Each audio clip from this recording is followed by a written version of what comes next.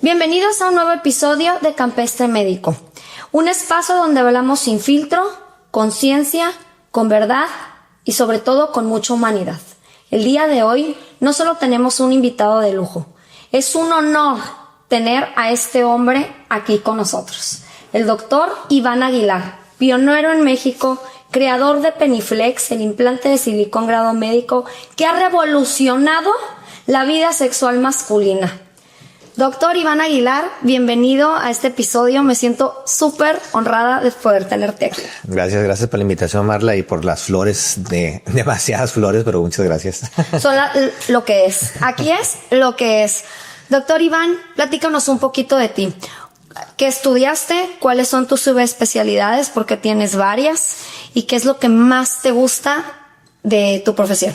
Bueno, pues yo soy el doctor Iván Aguilar, ya me presentaste. Soy cirujano urólogo. Me formé como cirujano urólogo en el Centro Médico Nacional de Occidente de Guadalajara, Jalisco. Y después de eso tuve la oportunidad de empezar mi vida de subespecialista. Hice urología femenina y neurología en la UCLA Medical Center. Después hice urología pediátrica en el Centro Médico Nacional de Occidente. Y de ahí empecé lo que es, pues más que subespecialidades, cursos que me han llevado a ser subespecialista, como el primer subespecialista en médico en el país en cirugía de transgénero, en lo que son vaginoplastías de hombre-mujer, y también hacemos faloplastías de mujer a hombre en pacientes transgénero. Y pues durante ese trayecto, en mis cursos que estaba realizando en Estados Unidos y en Corea, empecé a ver lo que era la estética genital masculina, y empezamos con la que es la cirugía de estética genital, que digamos que soy pionero en México de lo que es toda la cirugía de cosmética y estética genital masculina y femenina también. ¿Por qué crees tú que a los hombres les cuesta tanto como hablar de temas urológicos, tema salud, tema estético? Bueno, en México por el machismo, ¿no? Principalmente. El hombre basa su poder en la virilidad. Y en México el machismo está muy arraigado, aunque hemos ido cambiando poco a poco, paulatinamente, pero sin embargo los varones siempre piensan en el urólogo como el hombre que les va a hacer un tacto rectal. Uh-huh. Y al hacerle un tacto rectal, pues obviamente piensan inmediatamente en que pierden virilidad. Entonces por eso les cuesta mucho tratar esos temas de urología, o de hablar incluso de que fui con el urólogo, porque saben que todos sus amigos se van a burlar de él, ¿no? Okay. Aunque ya en la actualidad, pues realmente lo que menos hacemos son tactos rectales, pero la creencia sigue siendo esa. ¿Cuáles son los miedos comunes que llegan a tu consultorio? Los hombres así que llegan. ¿Cuáles son los miedos que más ves por ahí? Pues el principal miedo de todo el varón, no solamente los que llegan al consultorio, es primero que nada es la disminución del poder sexual, el que puedan tener o no relaciones sexuales, el que puedan mantener una vida íntima, íntegra.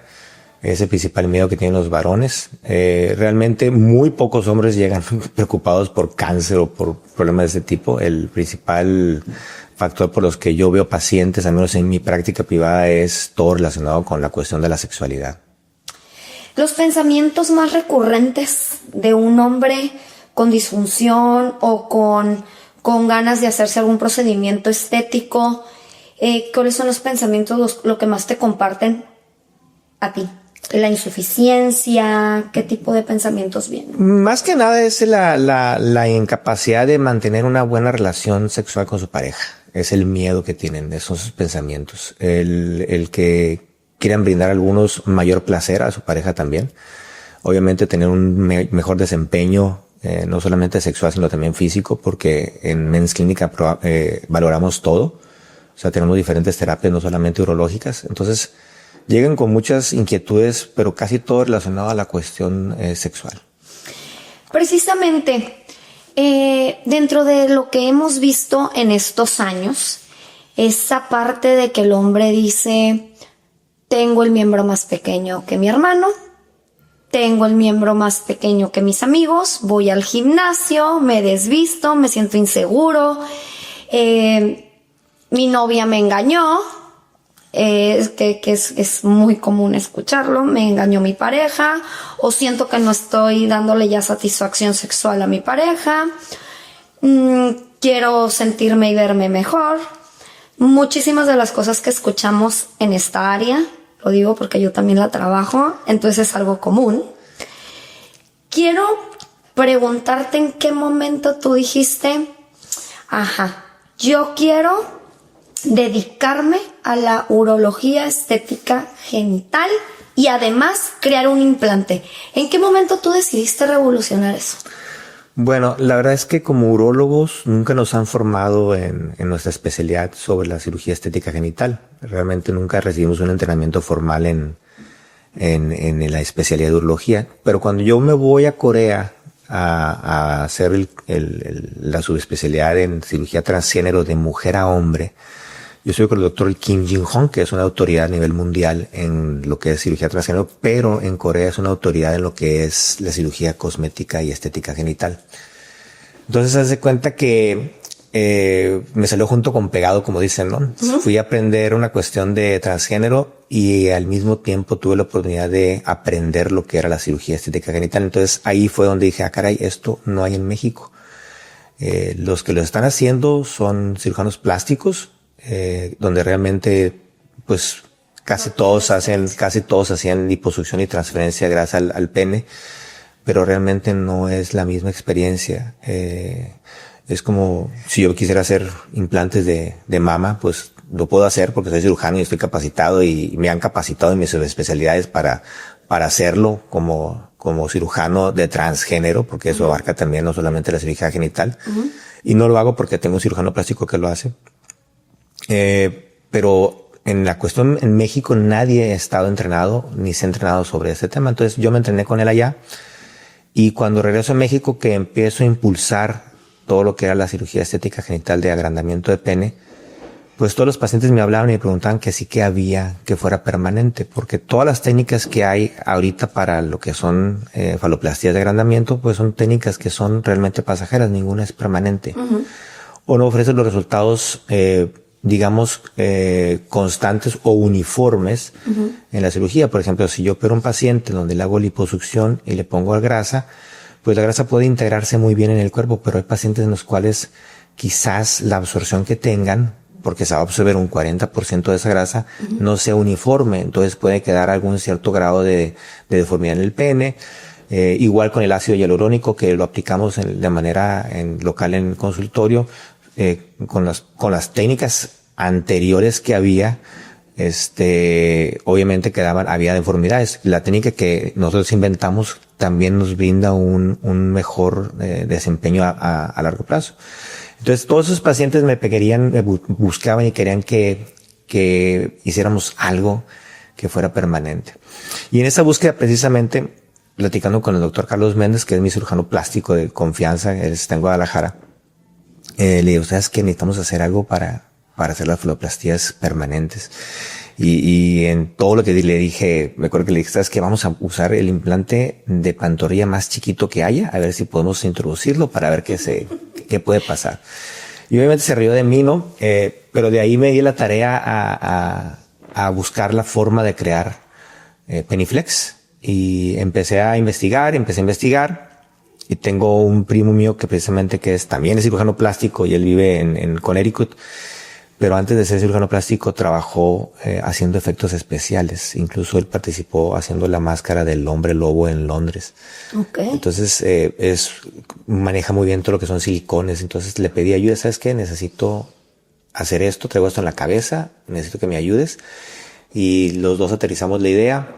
Y Peniflex empezó en una idea precisamente con 2 tequilas y unas botanas de la casa con un amigo mío, con un compadre que es mercadólogo, y ahí empezó Peniflex y empecé a buscar todo de tal manera que llegué ya con la persona indicada que me podía producir mi idea. Es una empresa en Estados Unidos, la materializamos prácticamente, la pusimos en papel y la echamos a andar. Y de Peniflex, de que empezó en el 2014 hasta el 2025, pues ha ido en una etapa de evolución, porque empezamos con un implante muy básico, Y ya llevamos 6 tipos diferentes, 6 generaciones de implantes a lo largo de esos años. De tal manera que ahorita llevamos en la 6ª generación, que ya es el implante prácticamente definitivo que tenemos de Peniflex. Y así fue como nació Peniflex. ¿Qué es lo que hace, lo diferente Peniflex de otros métodos de engrosamiento peniano? ¿Y qué es el silicón grado médico? ¿Por qué Peniflex es un procedimiento seguro? ¿Peniflex es permanente? ¿Cuánto tiempo puede estar en el cuerpo? ¿O es como los implantes mamarios en la mujer, cambiarlos? Bueno, esa es una pregunta que me hacen muy, muy constante. Bueno, el silicón grado médico pues es un silicón que realmente en palabras, cuando un cirujano lo trata de explicar no lo entienden, pero como yo tuve que irme a estudiar y a capacitarme en los silicones y ver todos los diferentes grados de silicones, porque estuve en una escuela en Nueva York precisamente aprendiendo cómo hacer silicones para poder hacer Peniflex. O sea, tiene su background, no solamente se me ocurrió y lo hice, tuve que ir a entrenarme también en eso. Bueno, el silicón grado médico realmente se habla de un silicón que lleva una capa de platino. Cuando se cura, lleva una capa de platino que lo hace inerte. El hacerlo inerte hace que sea de poco reactivo dentro del cuerpo, es decir, que pueda introducirse al cuerpo y pueda durar más de 30 días en el cuerpo. Entonces, cuando este silicón lleva este recubrimiento, se hace seguro para el cuerpo. Hay muchos tipos de silicones, no solamente el de grado médico. Pero esa particularidad del platino es lo que le hace esa característica que sea seguro para el cuerpo. Y obviamente existen diferentes tipos de silicones platinados para diferentes prótesis que se utilizan. Nosotros utilizamos uno que precisamente nos da las características de maleabilidad del silicón. Prácticamente la mayoría de los silicones, por ejemplo, de las mamas, son silicones que tienen algún tipo de silicón porque existen diferentes modelos. Digamos que hay MD10, 15, 20, 30, 40. Y eso es lo que lleva la bolsa de la mama. Y la mama va envuelta en un silicón que es polidimetilciclolano. Es un tipo de silicón diferente que lo hace como si fuera de textura o como si fuera una bolsa de papel, de plástico. Entonces esa bolsa es de PDS, del silicón que acabo de decirte. Y precisamente nuestro silicón no lleva nada más que silicón grado médico puro. Digamos que es el MD33. Okay. Que obviamente pues, no revelamos nuestras fórmulas. Ajá. Y es solamente silicón puro, no lleva ningún otro agregado. Okay. Eso lo hace que tenga una menor reacción en el cuerpo. Muchos de los pacientes, y que está muy de moda decir, es que hay contracturas de la cápsula mamaria. Precisamente la contractura se da por el polimetilciclolano. Okay. No se da por el silicón, sino por ese tipo específico de silicón que puede hacer esa inflamación. Okay. Y nosotros tratamos de evitar ese tipo de recubrimiento para que el silicón sea lo más puro posible. Incluso en el mercado existen otros implantes para agrandamiento, pero esos implantes, por ejemplo, vienen mezclados con una malla. Y la malla le brinda un proceso inflamatorio de cicatrización y de fibrosis al procedimiento quirúrgico que con nosotros no tenemos. Entonces, prácticamente diseñamos el implante para que fuera lo menos reactivo dentro del cuerpo posible. Ahora, ¿cómo trabaja el Peniflex? Porque la gente dice, bueno, metes un implante, pero ¿cómo es que funciona? Bueno, este implante, como en todos los implantes que se meten en el cuerpo, va a ser una cápsula. Esta cápsula se va a formar entre los primeros 21 días y 5 meses. Entonces, cuando ya llega a su final, pero en 21 días prácticamente ya tenemos una cápsula formada.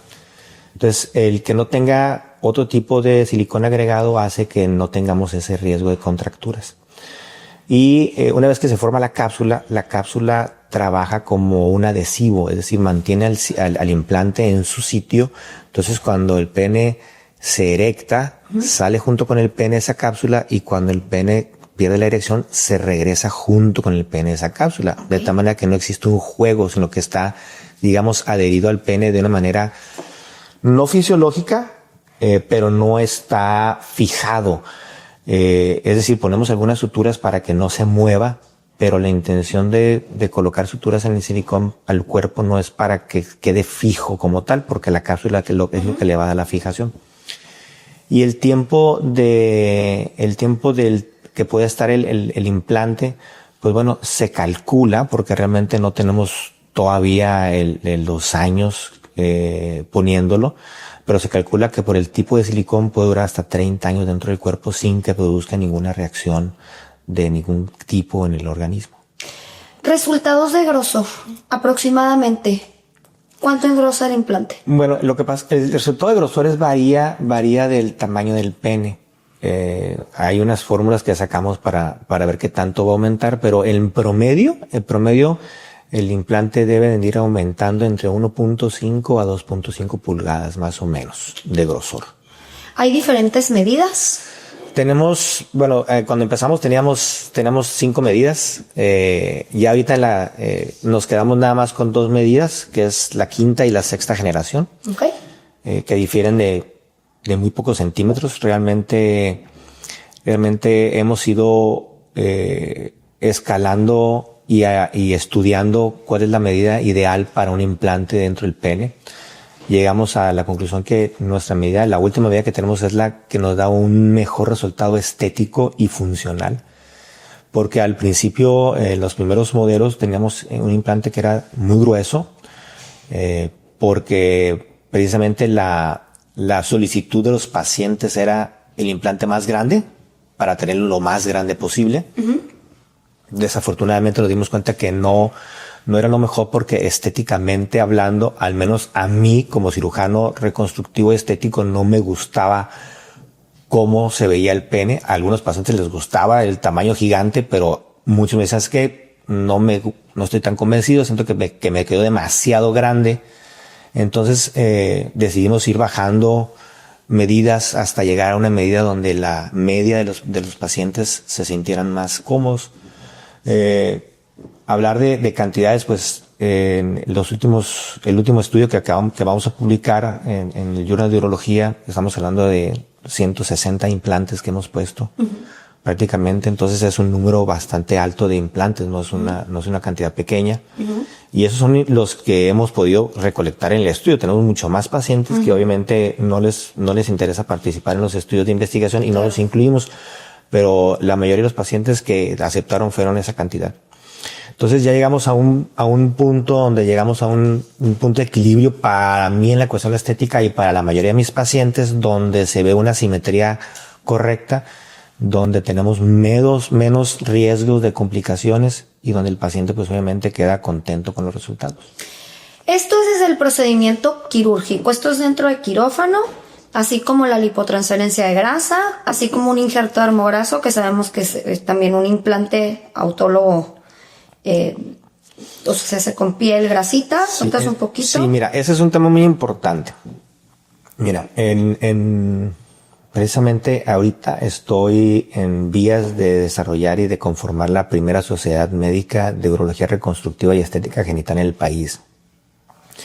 Y la idea nace por la necesidad de tratar de regular un poco todo lo que está pasando. Cuando hice mi primera cirugía de estética genital fue en el 2011.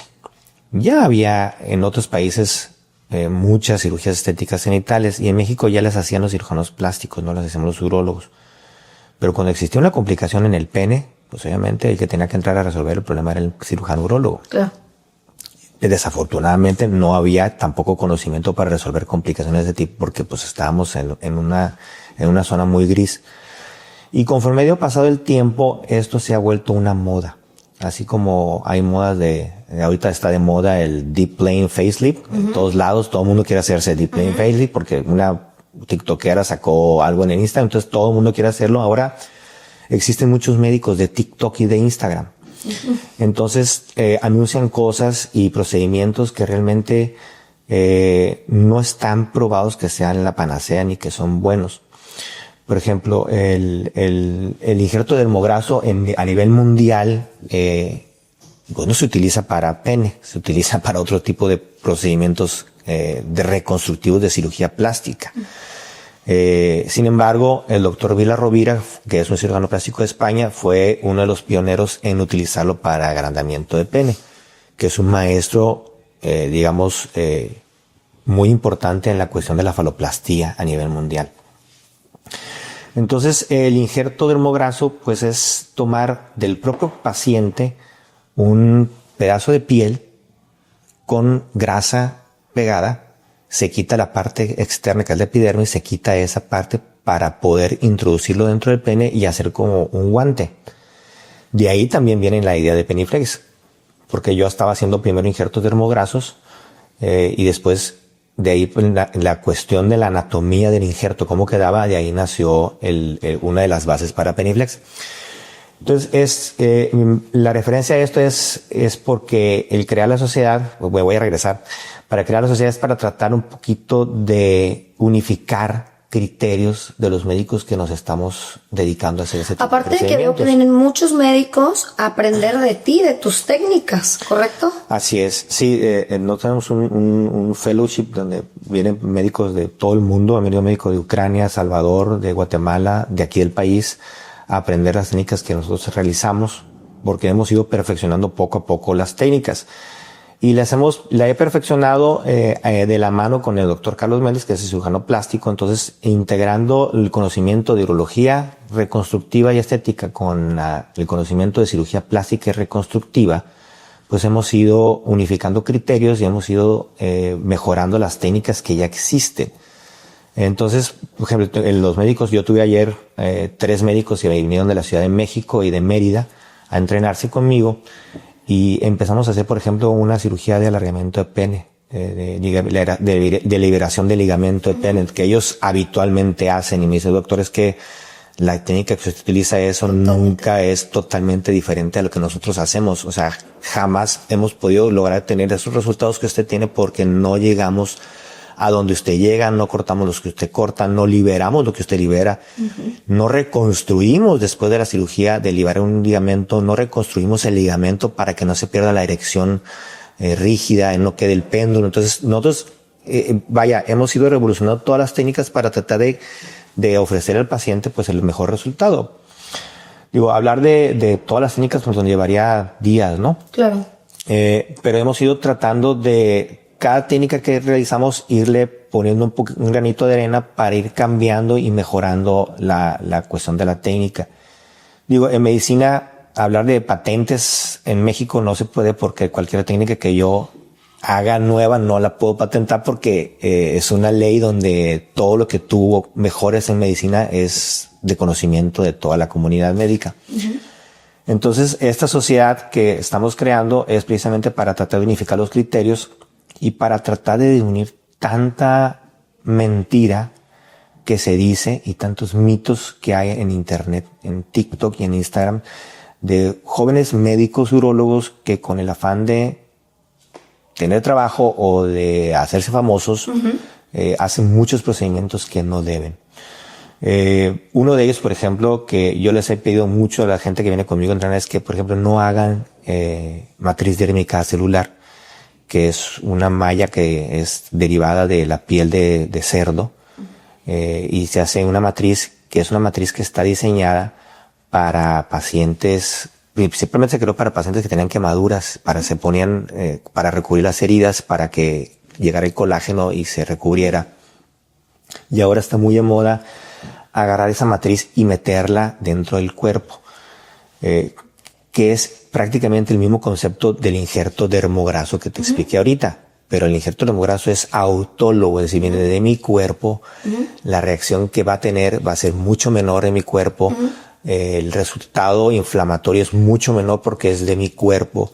Y por ejemplo, una matriz dérmica que no es de tu cuerpo, que viene de la piel del cerdo, pues obviamente va a tener una reacción inflamatoria muy severa en el pene. De tal manera que la recuperación de los pacientes no es tan hermosa como lo platican en el TikTok o en el Instagram, porque el paciente no le va tan bien. De hecho, yo ya dejé de utilizar matriz dérmica por lo mismo. La utilicé mucho tiempo en la cuestión de que íbamos aprendiendo las diferentes técnicas que había y lo que iba saliendo en el mundo lo íbamos implementando en nuestra práctica, y conforme lo íbamos implementando íbamos diciendo, bueno, esto sí funciona, esto no funciona. Aparte, cada cuerpo es diferente, sí, ¿no? Sí, claro. O sea, había éxito en uno. Sí, claro. Y no éxito en otro. Sí, la verdad es que hemos puesto bastantes matrices dérmicas, hemos tenido buenos resultados en los pacientes, pero con un paciente que tengas un resultado no favorable o que tengas ya 2 o 3 pacientes, que el resultado o la recuperación no sea la que tú esperabas, con eso es suficiente, al menos para mí, para no hacer un procedimiento quirúrgico en el cual yo estoy comprometiendo la integridad de mi paciente. Como médicos estamos expuestos a que los pacientes tengan complicaciones, porque obviamente somos cirujanos, no somos dioses. Existen las complicaciones que están registradas por porcentajes a nivel mundial, eso no las ponemos nosotros. Entonces nosotros tenemos el riesgo de que exista una complicación en cualquier procedimiento médico. Pero si sé yo que estoy haciendo un procedimiento médico que tengo un riesgo determinado y yo insisto en hacerlo, entonces ya estoy saliendo de mi margen de seguridad, ya estoy comprometiendo la integridad del paciente y mi integridad como médico. Entonces nosotros dijimos, ¿sabes qué? Hasta aquí llegamos con el injerto, con matriz dérmica, no lo vamos a volver a usar y ya no lo utilizamos. Y yo invito a todos los médicos a que no utilicen eso. Hay otras técnicas mucho más seguras, mucho más menos invasivas, con mejores resultados que utilizar matriz dérmica, por ejemplo. Entonces, si me preguntan a mí qué es más seguro que una matriz dérmica celular, pues bueno, un injerto dermograso que es de tu propio cuerpo. O sea, no quiero una cosa más invasiva. Liposucción con transferencia de grasa es mucho más benigno, digamos, que una matriz dérmica. O incluso el aplicar el ácido hialurónico es mucho más benigno, es más amigable con el paciente. Que también se ha visto en redes esa venta de ácido hialurónico para engrosar, y quién sabe qué se están metiendo y después regresan con complicaciones, bolas, deformaciones. Usted traes ahorita un nuevo método que se llama The Men Shot. Platícanos un poquito de eso. Bueno, Men Shot pues, es una técnica que inventé precisamente a través de los años. A los urólogos no nos enseñaron a poner ácido hialurónico en el pene, ni nos enseñaron a poner rellenos. Los rellenos los ponen los cirujanos plásticos, ¿no? Que habitualmente lo utilizan para la cara. Entonces, la mayoría de los urólogos que nos involucramos en esto hemos ido aprendiendo de manera autóctona. Entonces, si le preguntas al 95% de la población médica urológica, todos lo utilizan con cánula, es decir, unas cánulas especiales largas que no tienen punta, y eso tienes que poner el relleno y hacer como canales para que quede el relleno debajo de la piel del pene para que vaya aumentando el volumen. Sin embargo, el aplicarlo siempre lo hacen con anestesia local. Lo aplican el paciente con el pene flácido, ponen las cánulas y van rellenando, de tal manera que no tienes control sobre el movimiento que pueda tener ese relleno dentro del pene, que es un órgano que es eréctil, es decir, se erecta y se pone flácido, entonces se estira y se encoge, ¿no? Como la canción de se estira y se encoge.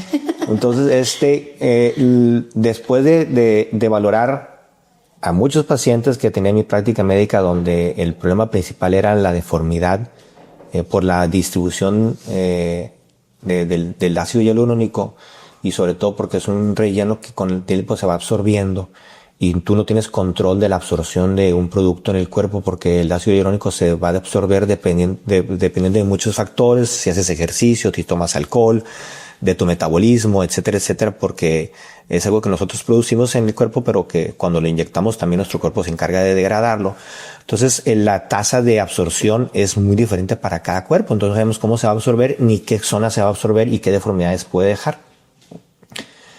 Entonces, basado en esto y en muchos pacientes que me gustan, que han ido a otros lugares, que me hablan para hacerse retoques, y me mandan videos y fotos donde, oye, pues se me ve el pene así en flacidez y en erecto, pues fíjate cómo está deforme.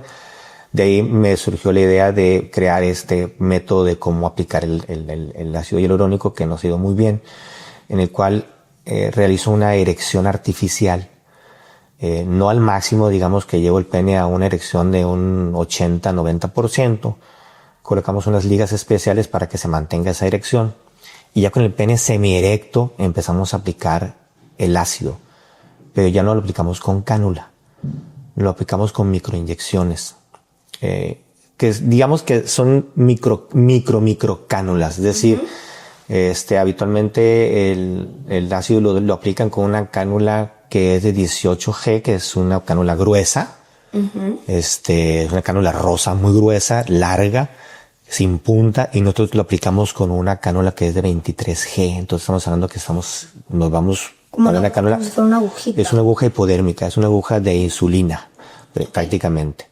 Y obviamente pues ideamos la técnica de tal manera que el ácido hialurónico, a pesar de que tiene una gran densidad, pueda pasar por esa aguja, de tal manera que hacemos muchas microinyecciones o microcanulitas chiquititas que hace que el ácido hialurónico no tienda a migrar ni a moverse mucho. No es lo mismo que yo haga una cánula de 10 centímetros o de 7 centímetros de largo, donde puede hacerse varias bolas en ese túnel que hago, hacer microtúneles pequeñitos que hacen que el pene después se vuelva regular. Entonces, al tener el pene semierecto, podemos ver realmente la distribución real que va a tener ese ácido cuando el pene tenga erección. Entonces, todo el mundo aplica el ácido hialurónico en pene flácido, nadie lo aplica con el pene erecto, entonces tú no tienes control. Al final del día el paciente va a llegar a su casa y si tiene una erección, va a decir, caray, le faltó ponerme al doctor a la mitad, en la base o cerca del glande, lo que es la cabecita del pene. Entonces ya con esto evitamos esa mala distribución del ácido hialurónico y nos ha brindado un muy buen resultado. La otra es que nuestra teoría, que obviamente pues faltarán algunos años para poder verlo, pero nuestra teoría es que con las aplicaciones en microcánula del ácido hialurónico nos permite que tenga una mayor duración que el almacenarlo todo en cánulas, en túneles más largos, que es lo que hace la cánula. Entonces esa técnica la hemos estado utilizando con mucho éxito porque realmente el paciente sale con un resultado estético que él va a observar cuando su pene está erecto. Y cuando el pene está flácido, pues obviamente mantiene un muy buen grosor y una simetría muy importante. ¿El grosor es similar que el de implante? Sí. ¿O puede alcanzar mayor grosor? Mira, todos los hombres siempre quieren lo más. Oiga, doctor, ¿cuánto es lo que yo pongo habitualmente en un paciente que no está muy seguro o que va por primera vez a consulta y que quiere aumentar el volumen, que no está seguro porque tiene miedo, porque ha leído muchas cosas buenas y muchas cosas malas? Entonces yo le aconsejo empezar con 10 mililitros, por ejemplo, que es un volumen pequeño, pero que bien distribuido en el pene va a darle un aumento de 1.5 centímetros en el grosor. La mayoría de los pacientes, ya que ya vienen convencidos, les ofrezco 20 mililitros.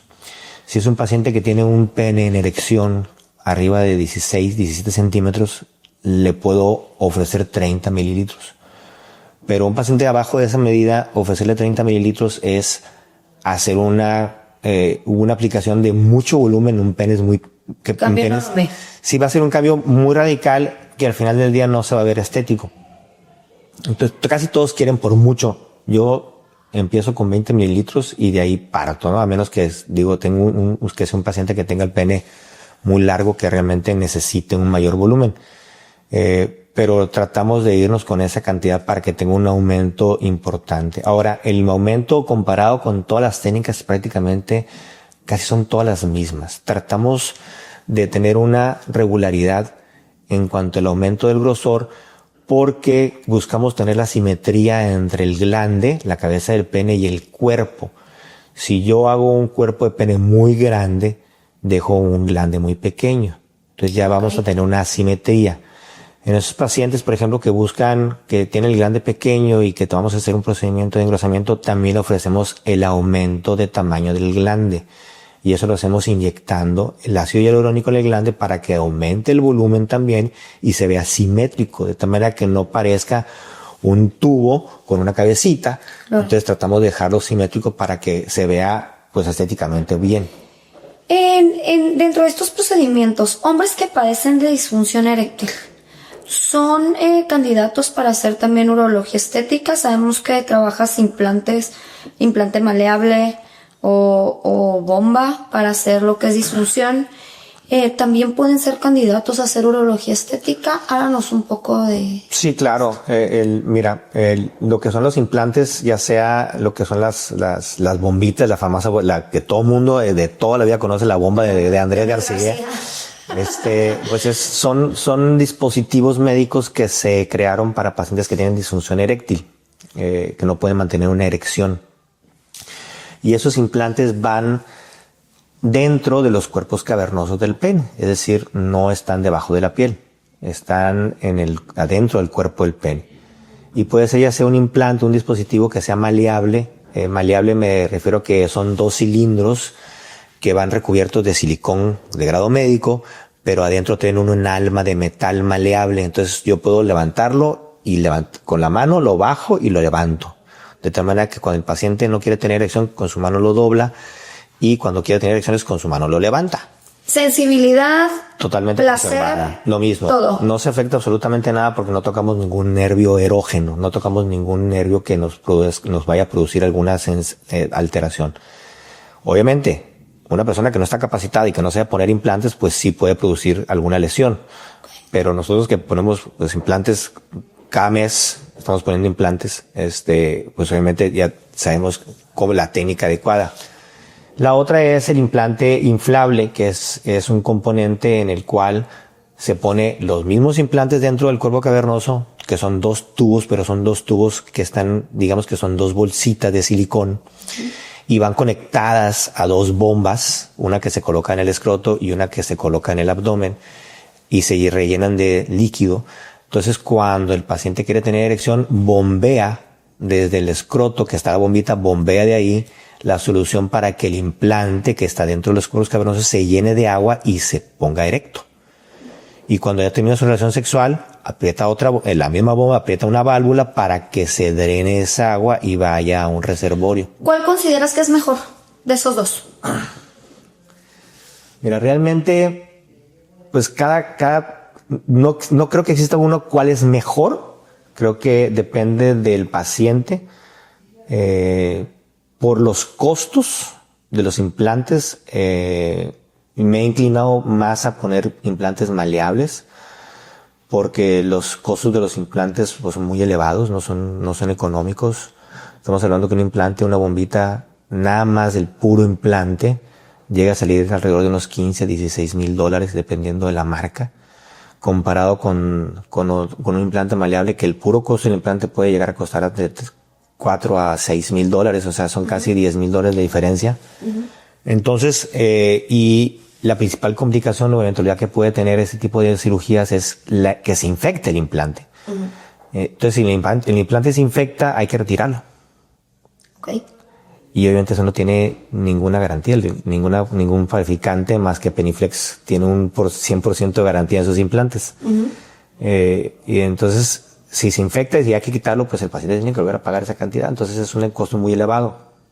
Esa es una. La segunda, los implantes hidráulicos, pues tienen fallas. Pueden tener fallas de fuga del líquido, pueden encapsularse la bomba, que el paciente batalle para hacer inflarse la bomba.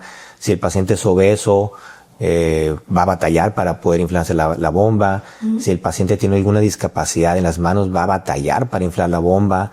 Si el paciente es diabético, tiene más riesgo de infección con un procedimiento de bomba que un procedimiento con maleable. Entonces, hay muchos factores de ventajas y de desventajas. La principal ventaja de la bomba inflable o hidráulica es que cuando tú desinflas la bomba, pues el pene queda flácido como normalmente está. Comparado con el implante maleable, que digamos que queda semierecto cuando tú lo bajas.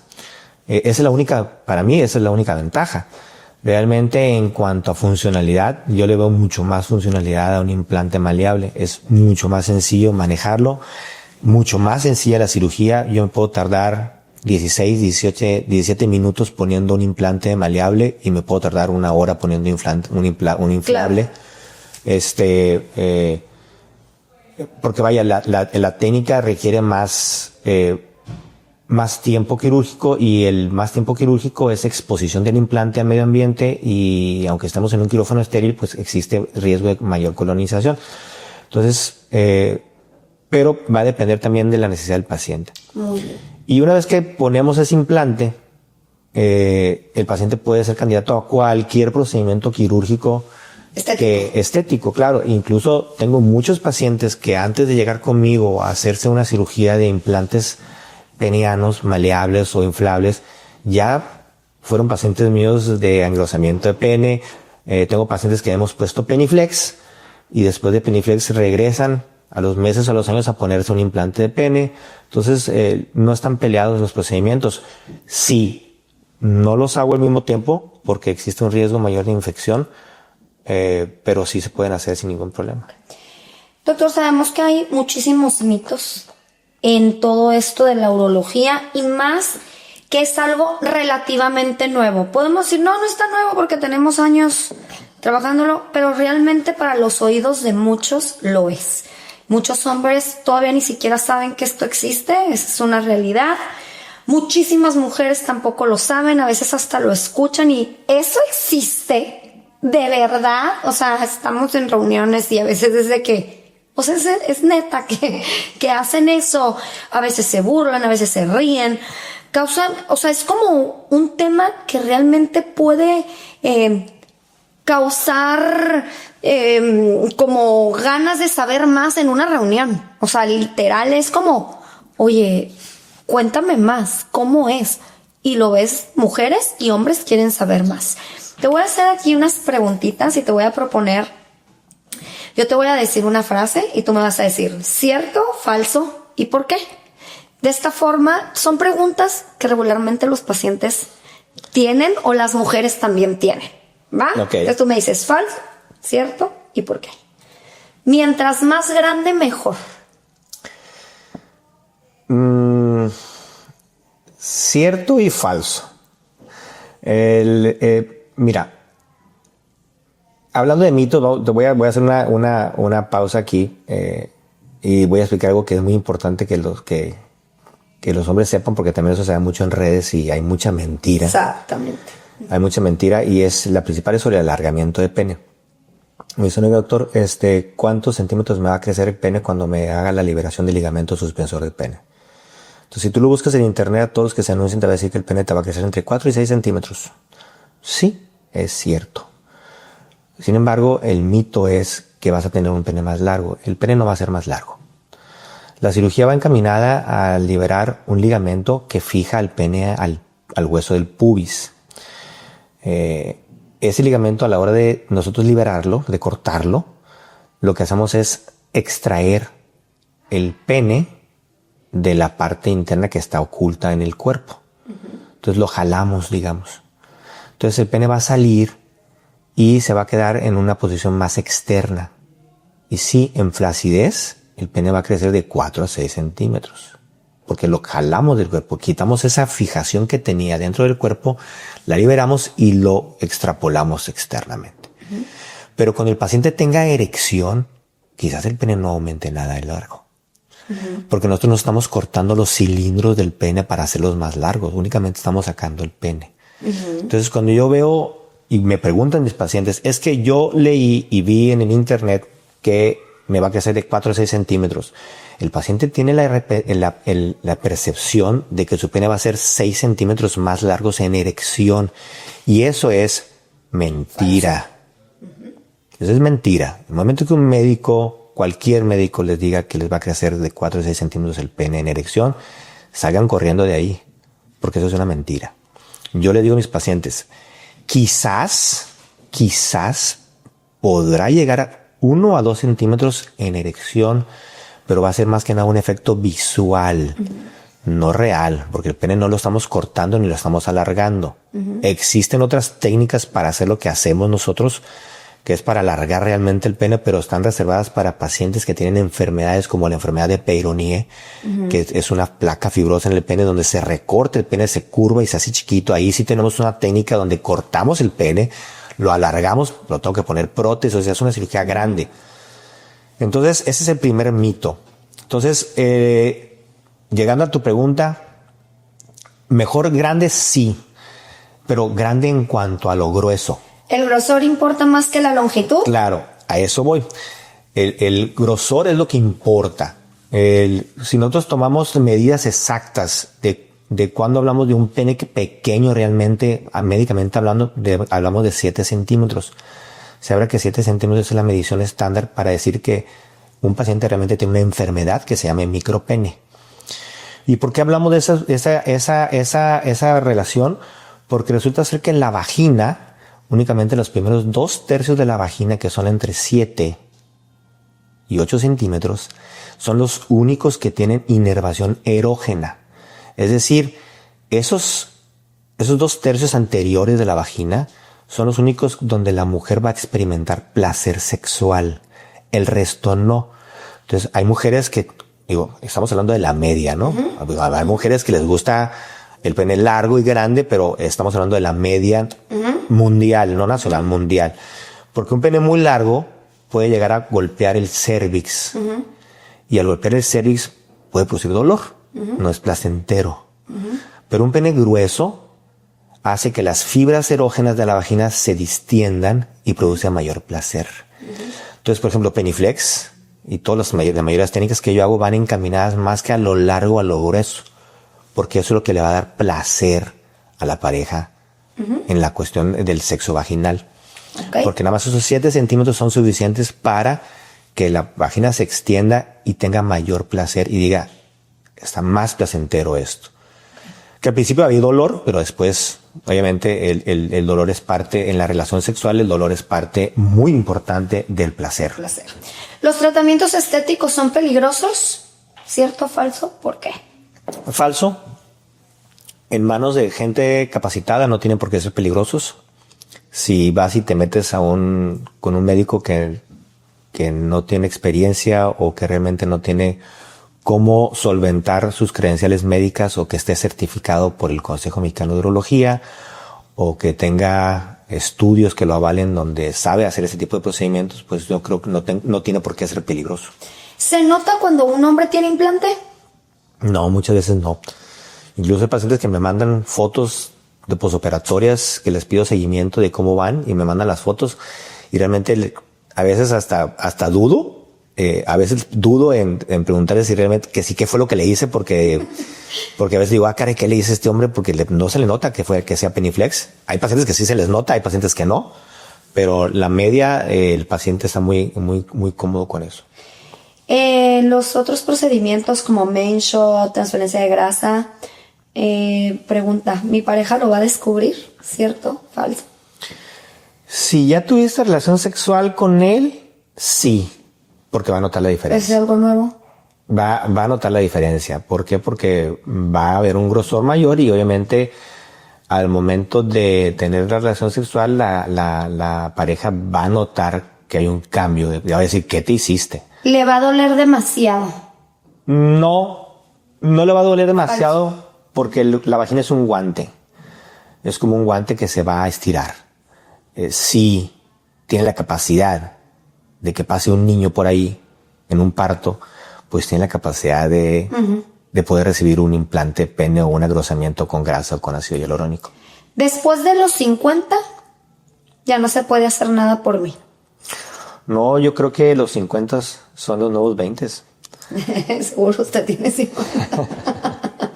Claro, o sea, los 50, nuestra expectativa de vida ha ido creciendo. Y nuestra vida sexual se ha ido alargando. Entonces, yo pienso que considero lo que platico con mis amigos y lo que yo en carne propia, creo que nuestra vida sexual más plena es después de los 40 años. Antes de los 40 años somos unos infantes pubertos que no sabemos realmente. Hay que buscar novios mayores de 40. Sí, no sabemos realmente lo que es tener relaciones sexuales. Entonces, después de, yo creo que los hombres arriba de 40 años tienen una experiencia íntima mucho mayor que los jóvenes. Quizás no tengamos la misma potencia, pero la experiencia sí es diferente. La experiencia vale más. Los hombres que buscan engrosamiento son inseguros, ¿cierto o falso? ¿Y por qué? En parte existe la inseguridad, porque el hombre que busca el aumento de pene tiene ciertas inseguridades, o existe dismorfia del cuerpo, que es, digamos, vamos a traspolarlo a las mujeres, que empiezan con unos implantes de mama de 300 cc y al año quieren 400 y al año quieren 500. ¿Por qué? Porque realmente tienen un trastorno donde ellas se perciben donde tienen un busto pequeño y lo quieren más grande y más grande y más grande. Hay pacientes que sí nos buscan por eso, pero no considero que sea por inseguridad. La mayoría de mis pacientes considero que vienen conmigo porque están buscando una mejor vida sexual y darle mayor placer a la pareja. Digo, estamos hablando de generalidades. Digo, hay pacientes que sí tienen muchas inseguridades, entre ellas la cuestión del pene. Bueno, el miembro fálico en todas las culturas ha sido venerado y nunca se ha pintado como un miembro pequeño. En todas las culturas africanas, asiáticas, el falo siempre está representado por objetos de gran tamaño, ¿no? No son objetitos fálicos. Uh-huh. Son objetos grandes. Entonces, creo que de ahí parte la importancia de que nosotros nos autopercibamos con un pene grande. Uh-huh. Pero la mayoría es, quizás la inseguridad puede partir de la intimidad que hayan tenido con alguna pareja. ¿La disfunción eréctil es solo para mayores? No, claro que no. Existen muchos jóvenes que tienen disfunción eréctil de tipo psicológico o psicógeno, que obviamente la tratamos con medicamentos y con terapia. Y los pacientes arriba de 50 años, 60 años, pues pueden presentarse por enfermedades comórbidas como la hipertensión, la diabetes, o enfermedades neurológicas, cirugías previas en la región pélvica que puedan producir algún daño neurológico.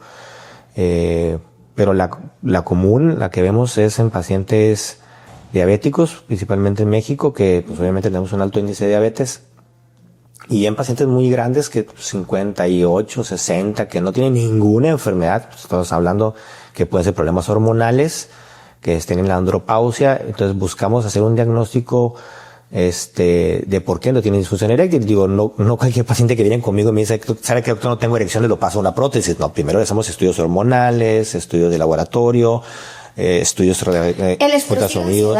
Sí, claro, sí, por supuesto. El estrés y la ansiedad es, digamos, yo creo que el principal detonante de disfunción eréctil en pacientes de menores de 40 años. Oh my God. Sí. Después de ver tantos pacientes, ¿qué te ha enseñado la vida sobre esto que haces? El cambio que has causado. ¿Consideras que al hacerse una cirugía estética genital o ayudarse con la disfunción, lo cual es un tema súper difícil de hablar, creo que sería un buen tema para otra ocasión y profundizarlo? Sin embargo, no puedo dejar de tocarlo porque va también de la mano. Veo que tanto de la estética como la disfunción son temas muy sonados en tu área. Y yo te quiero preguntar, ¿qué ha sido para ti en todos estos años este cambio? El ver cómo tus pacientes se transforman, han mejorado sus relaciones no solo de pareja, laborales, personales, o sea, en todo en sí. ¿Qué es lo más satisfactorio para ti de ver esto? Todo lo que has estudiado, todo lo que has logrado hasta ahora, ¿qué es lo que te deja más satisfacción? Mira, realmente lo que más me deja satisfacción es el legado que le voy a dejar a mis hijos. Porque mis chavos, el de 9 años, él dice que le va a ser cirujano de pene, ¿no? Que él va a operar penes como su papá. Entonces realmente a lo largo de esos años, no solamente el reconocimiento de mis pacientes, ver a mis pacientes que les va muy bien me deja mucha satisfacción. Quisiera que a todos les fuera bien. Desafortunadamente, pues hay casos, hay pacientes que no les va tan bien como a otros. Pero la mayoría de mis pacientes que tienen buenos resultados, que me hablan, que me mandan sus mensajes de agradecimiento, pues obviamente eso me llena de orgullo y por eso continúo en esto. Si no tuviera yo esa retroalimentación de mis pacientes, quizás no hubiera seguido en este rubro de la urología estética como lo he hecho, porque realmente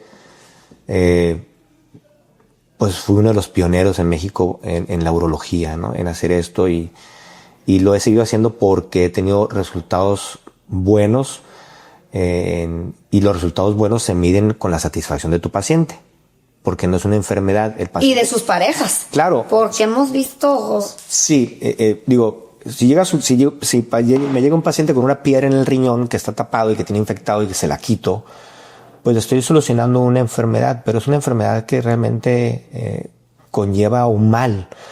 Pero pacientes que vienen por cirugía estética, donde tengo que hacer procedimientos, donde voy a aumentar su autoestima, donde voy a mejorar su seguridad y donde voy a mejorar su vida íntima con su pareja y es reconocido por el paciente, pues obviamente eso me da satisfacción. Ahora, que todo eso se está traspolando ahora a otros niveles, donde pues, después de muchos años de estar picando piedra, ahorita me están reconociendo en diferentes partes del mundo, que ya me inviten como maestro en la AUA, que es la American Urological Association en Estados Unidos, o a la medicina de salud sexual de Norteamérica, donde estamos hablando de los grandes maestros, donde nosotros... Y que eres el único mexicano que da esas conferencias. Y te voy a hacer una pausa. Por ejemplo, cuando yo empecé a hacer cirugía transgénero en el 2011, pues yo no quería salir del closet, digamos. Yo estaba en el closet, no quería que nadie se enterara que estaba haciendo cirugía transgénero porque era un tabú, ¿no? Hacer cambios de sexo en México. Entonces yo no quería salir del closet. Entonces, me habla una amiga, muy querida mía, que le mando un saludote, Yolanda Andrade, y me invita a su programa nacional. Y me invita al programa y hablar de cambio de sexo, ¿no? Entonces me acuerdo que le dije a Claudia, mi esposa, es que me está hablando de Yolanda que si voy a hablar de cambio de sexo, voy a salir a nivel nacional, ¿no? O sea, en una cadena, puedo decir nombres, pero una cadena nacional, pero ¿le entro o no le entro? O sea, me daba miedo porque era un programa súper reconocido. Sí, claro. Y aparte, pues yo como urólogo pediatra en donde vivo, en Culiacán, urólogo pediatra, urólogo de mujeres, pues obviamente, imagínate, de la noche en la mañana salir del closet y decir, ahora el doctor hace cambios de sexo, pues obviamente para mí era impactante. Entonces, total que tomamos la determinación de ir y lejos de lo que yo pensaba de que fuera a afectar mi práctica privada o mi credibilidad como médico, al contrario, me empezó a abrir puertas que nunca había tocado. ¿Por qué? Porque nadie lo estaba haciendo en México con conocimiento de causa, ¿no? Digo, había quien lo hiciera, pero pues no había recibido ningún entrenamiento formal como yo lo recibí. Entonces, todo eso va a que lo que estamos haciendo, que hemos implementado, pues obviamente va dejando una huella y es la mayor satisfacción, que yo voy a poder dejar una huella en mis hijos. Y ahora que soy maestro, que vienen médicos, urólogos jóvenes, y a veces no tan jóvenes, porque ya vienen también urólogos de mi edad, que somos... Jovenzazos. Los 50 son los nuevos 20, otra vez digo, que les enseño las técnicas que hemos en nosotros, digamos, no inventado, sino mejorado o implementado, que les deje ese conocimiento para que hagan bien el trabajo, para que hagan una buena cirugía con resultados seguros, con resultados estéticos aceptables, pues obviamente eso también me deja orgullo que a mi edad vengan, no sé, doctores que a lo mejor tienen un poquito más años que yo y me digan maestro. Digo, bueno, no soy maestro, digo, trato de ayudarlos en lo que pueda, ¿no? Pero sí, es un camino de muchas satisfacciones. Antes de cerrar con este episodio, ¿qué le dirías a un hombre que lleva años sufriendo en silencio y pues a su vez a alguna pareja, esposa o esposo, novia o novio, que a veces no sabe cómo tampoco expresar o ayudar a este hombre que puede estar sufriendo y guardándose de a poquito, pues, todo lo que pasa por su mente? Bueno, basado en lo que he escuchado de muchos pacientes, a las mujeres les diría, bueno, primero para la pareja es que, pues, obviamente la confianza, ¿no? Que tenga una comunicación limpia de sus miedos y de sus traumas, que lo puedan expresar. Porque esto lleva después es como una bola de nieve. Un paciente que no está conforme con su tamaño de pene, después puede llegar a experimentar disfunción eréctil. Y después, pues obviamente va a haber problemas íntimos, maritales. O si no se han casado, pues simplemente íntimos, ¿no? La primera es a las mujeres, si realmente la pareja les está compartiendo esa inseguridad o esa duda o ese miedo o ese deseo de hacer más grande, número uno, no es porque tengan otra mujer. Porque habitualmente la mayoría de los hombres que llegan con nosotros vienen porque quieren tener una mejor relación sexual con su pareja actual, no para tener 10 parejas. Que es lo que los hombres siempre dicen, doctor, es que mi mujer va a pensar que quiero andar de canijo. Bueno, la primera es, no piensen así. La mujer, es un mensaje para las mujeres. Quizás deben de pensar que lo está haciendo el varón para tener entre ustedes una mejor intimidad. Y en el varón, pues que no tengan miedo a hacerse un procedimiento de estética genital, porque al final del día para eso estamos. Todas las mujeres, toda la vida han estado sometidas a todo el bombardeo de estética, y muchas mujeres pues se hacen cirugías plásticas, ¿no? Ahora a nosotros también nos toca. A otras nos toca tunearnos también a nosotros. Muy bien. ¿Y por qué no? Ahorita yo veo muchos señores y jóvenes que están metidos en el gimnasio, que están saliendo de estar todo el día sentados o sin hacer nada, o trabajando todo el tiempo para darse su tiempo a hacer ejercicio, haciendo pesas, bajando de peso. Y por qué no, también puedes tunearte y tener una mejor apariencia genital, donde sabes que tú le vas a brindar mayor placer a tu pareja. Entonces, ¿por qué no? Adelante, no tengan miedo, siempre y cuando busquen a una persona que esté calificada para hacerlo. Chicos, pues pongamos atención. La sexualidad masculina es ahora sí que parte de su salud integral. Hablar de sus necesidades no es debilidad, es valentía. Si tienen toda esa necesidad o curiosidad, busquen al doctor Iván Aguilar. Definitivamente son las manos indicadas para hablar de estos temas sin temor. Aquí la atención es muy humana, muy de la mano. Por supuesto, los escuchamos, atendemos sus necesidades y al final de eso se trata.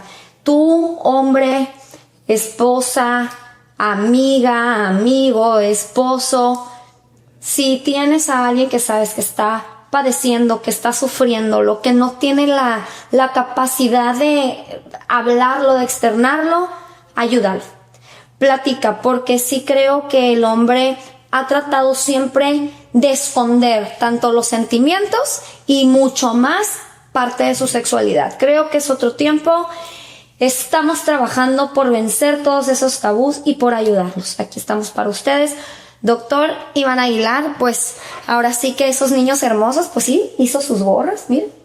Aquí yo tengo la mía. Le mandamos un saludo a esos 4 hermosos bebés del doctor Aguilar. Un beso a la patrona, Claudia, que seguro nos está viendo, familia hermosa, y seguro esos motores van a seguir un excelente ejemplo.